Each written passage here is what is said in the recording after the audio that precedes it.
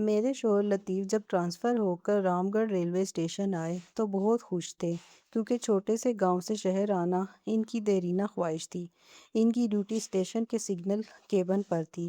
لطیف نے ایک دن مجھے بتایا تھا کہ رام گڑھ میں ان کے والد اسکول کے ہیڈ ماسٹر تھے۔ اسی اسکول میں انہوں نے بھی تعلیم پائی۔ یوں لطیف کا بچپن یہاں گزرا۔ رام گڑھ سے ان کی بہت سی پرانی یادیں وابستہ تھیں۔ لطیف کی عادت تھی کہ وہ خوشگوار موڈ میں ہوتے تو خوب باتیں کرتے، ورنہ خاموش ہی رہتے یا کسی سوچ میں ڈوبے رہتے۔ شادی کے ابتدائی دنوں میں ان کی عادات سے میں واقف نہ تھی، لہٰذا ان کو خاموش دیکھ کر باتیں کرنے کی کوشش کرتی۔ وہ ہوں ہاں کر کے ٹال دیتے تو میں دل محسوس کر رہ جاتی۔ بالآخر سمجھ لیے کہ ان کو بے وجہ ڈسٹرب کرنا درست نہیں۔ وہ اس طرح اور زیادہ خاموش ہو جاتے یا پھر بے دلی سے باتیں کرنے لگتے۔ تب میرا دل اور پریشان ہو جاتا۔ جب بیوی اپنے شوہر کے مزاج کو سمجھ جائے اور ایسی باتیں نہ کرے جس سے اس کے جیون ساتھی کو الجھن ہو، تو زندگی سکون سے گزرتی ہے۔ یہ نکتہ سمجھ کر میں نے بھی ان کی توجہ زبردستی اپنی طرف مبذول کرنے کی کوشش چھوڑ دی۔ یوں بھی عورت اور مرد کی ترجیحات مختلف ہوتی ہیں۔ باہر کی جو فکریں مرد کو ستاتی ہیں، بیوی کو ان سے آگاہی نہیں ہوتی۔ ہو سکتا ہے ان کی ڈیوٹی سخت ہو، نیند پوری نہ ہوتی ہو، یا جس افسر کے ماتحت ہو وہ سخت مزاج ہو۔ ملازمت میں کئی طرح کی دفتری فکریں ہوتی ہیں۔ بس یہ سوچ کر میں نے اپنے دل کو مطمئن کر لیا، کیونکہ وہ مجھ سے محبت کرتے تھے اور میرا ہر طرح سے خیال بھی رکھتے تھے۔ پھر مجھے ان کے خاموش رہنے سے کیا مسئلہ تھا؟ وہ عورتوں کی طرح ہر وقت کئی طرح کی باتیں نہیں کر سکتے تھے۔ یہ ان کا مزاج تھا۔ ان کی ڈیوٹی حساس تھی، کبھی دن بھی، رات کی ڈیوٹی ہوتی۔ اس رات بھی مال گاڑی آنے والی تھی۔ وہ مجھے بتا کر گئے کہ آج رات میں دیر سے آؤں گا، تم میرا انتظار مت کرنا۔ میں دن بھر کے کام کاج سے تھک گئی، رات ہوتے ہی بستر پر لیٹ گئی۔ یہ محکمے کی طرف سے دیا ہوا مکان تھا۔ رات 12 بجے کسی نے دروازے پر دستک دی۔ میں نے پوچھا کون ہے؟ باہر سے کسی نے جواب نہ دیا۔ میں گھبرا کر اٹھی اور لالٹین جلا کر دیکھا کہ دروازے کی کنڈی خود ہی کھل گئی اور ساتھ ہی دروازہ بھی کھل گیا، مگر کوئی بھی نظر نہیں آیا۔ تاہم مجھ کو محسوس ہوا کہ کوئی ہے جو گھر کے اندر آ چکا ہے۔ تبھی خوف سے ٹھنڈی سی پڑ گئی اور چپ چاپ بستر پر آ کر لیٹ گئی۔ اب مجھ میں اتنی ہمت نہ تھی اور نہ گھر میں یہ دیکھنے کی طاقت کہ دیکھوں کون آیا ہے۔ میں دم سادے پڑی رہی۔ میری سانس اندر کی اندر اور باہر کی باہر رہ گئی تھی۔ پھر نہ جانے کسی وقت آنکھ لگ گئی۔ کیا دیکھتی ہوں کہ دروازہ کھلا ہوا ہے اور کوئی عورت گھر کے اندر چلی آئی ہے۔ میں اس سے پوچھتی ہوں کہ وہ کون ہے اور میرے گھر کیوں آئی ہے۔ وہ کہتی ہے کہ میرا نام شاہدہ ہے اور میں آپ کے شوہر کو 20 سال سے جانتی ہوں۔ میں نے اس کا بہت برس انتظار کیا ہے۔ اب میرا انتظار ختم ہونے کو ہے۔ تم سے اس کو میں اپنے ساتھ لے جانے کی اجازت لینے آئی ہوں۔ پھر خواب میں ہی مجھ کو جھٹکا لگا اور میں اٹھ کر بیٹھ گئی۔ اس وقت سردی بہت تھی، لیکن لحاف میں بھی مجھے ٹھنڈے پسینے آ رہے تھے اور سارا بدن کپ کپا رہا تھا۔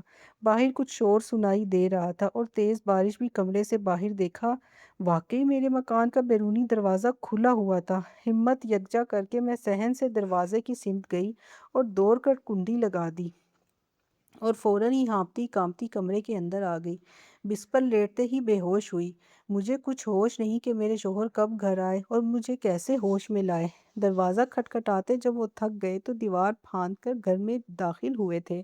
وہ ڈر گئے تھے کہ جانے مجھ کو کیا ہو گیا ہے کہ دروازہ نہیں کھولتی۔ میری حالت ذرا سنبھلی تو میں نے اپنے شوہر سے پوچھا کہ آپ کسی شاہدہ نامی عورت کو جانتے ہیں؟ وہ یہ نام سن کر چونک گئے، کہنے لگے تم کیوں پوچھ رہی ہو؟ تب میں نے انہیں بتایا کہ رات جب میں جاگ رہی تھی دروازے کی کنڈی کھلنے کی آواز سنائی تھی۔ تب مجھے محسوس ہوا جیسے کوئی اندر آ گیا ہو۔ ڈر کے مارے اٹھ کر دیکھا نہیں، کمرے کا دروازہ بند کیے پڑی رہی۔ جب آنکھ لگی تھی تب عجیب خواب دیکھا کہ ایک عورت آئی ہے اور کہتی ہے میرا نام شاہدہ ہے اور میں تمہارے شوہر کو جانتی ہوں۔ بس پھر میں ڈر کر اٹھ بیٹھی۔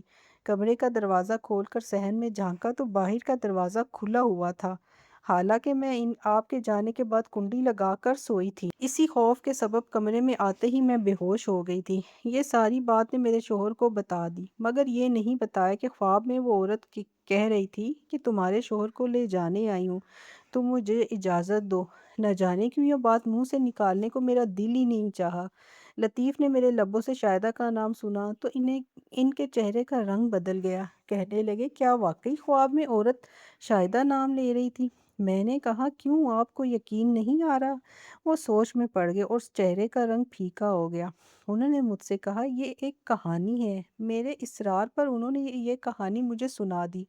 شاید میرے تجسس پر یا اپنے دل کا بوجھ ہلکا کرنے کے لیے انہوں نے بتایا، آج سے 19 سال قبل جب میں اس گاؤں میں اپنے والد کے ساتھ رہتا تھا، ایک لڑکی والد صاحب کے پاس ٹیوشن پڑھنے آئی تھی۔ ایک دن اتفاق سے وہ گھر پر موجود نہ تھے۔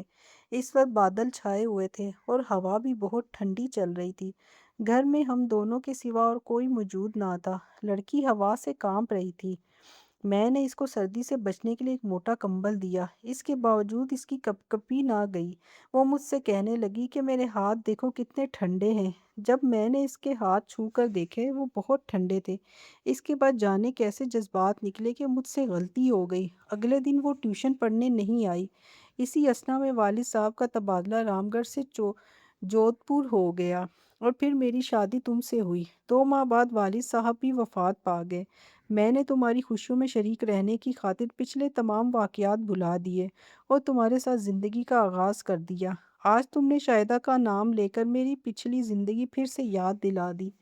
ابھی لطیف مجھ سے یہ باتیں کر ہی رہے تھے کہ ریلوے کا ملازم آیا اور کہنے لگا، لطیف صاحب، بارش اور تیز ہوا کی وجہ سے اگلا سگنل گر گیا ہے اور گاڑی آنے میں تھوڑا سا وقت رہ گیا ہے۔ میرے شوہر نے اس سے کہا، تم یہاں بیٹھو، میں ابھی سگنل صحیح کر کے آتا ہوں۔ لطیف کا انتظار کرتے کرتے میری آنکھ لگ گئی۔ کچھ لوگوں کے شور و غل سے آنکھ کھلی تو میں باہر گئی۔ ہمارے دروازے پر ریلوے کا ملازم ابھی تک تھا۔ میں نے پوچھا، صاحب ابھی تک نہیں آئے، بی بی نہیں آئے؟ وہ بولا، کچھ لوگ البتہ یہاں سے گزرتے ہوئے کہہ رہے تھے کہ صبح 4 بجے والی مال گاڑی کے ڈرائیور نے لوگوں کو بتایا ہے کہ سگنل خراب ہونے کی وجہ سے میں گاڑی کنٹرول نہ کر سکا اور ایک آدمی ریل کی بوگیوں کی زد میں آ کر جاں بحق ہو گیا۔ بیٹی، میں بہت عرصے سے ریلوے کا ملازم ہوں۔ یہ سگنل بڑا خونی ہے۔ بہت پہلے کی بات ہے کہ ایک شاہدہ نامی عورت تھی، وہ کسی مشکل میں گرفتار ہے۔ عزت کی خاطر اسی سگنل کے قریب اس نے ٹرین کے نیچے آ کر جان دے دی تھی۔ بوڑھے ملازم کی بات سن کر مجھے چکر سا آ گیا۔ میں نے کہا، بابا، خدا کے لیے جا کر دیکھو، صاحب کیوں نہیں آئے؟ تمہاری بات سن کر میرا دل ڈوب رہا ہے۔ کون آدمی تھا جو ٹرین کی زد میں آ کر، ابھی میں جملہ پورا بھی نہ کر پائی تھی کہ لوگ میرے دروازے پر آ گئے۔ وہ کہہ رہے تھے کہ بی بی کو بتا دو، لطیف صاحب ٹرین کی زد میں آ کر جاں بحق ہو گئے ہیں۔ میں نے اتنا ہی سنا تھا کہ بے ہوش ہو کر گر گئی۔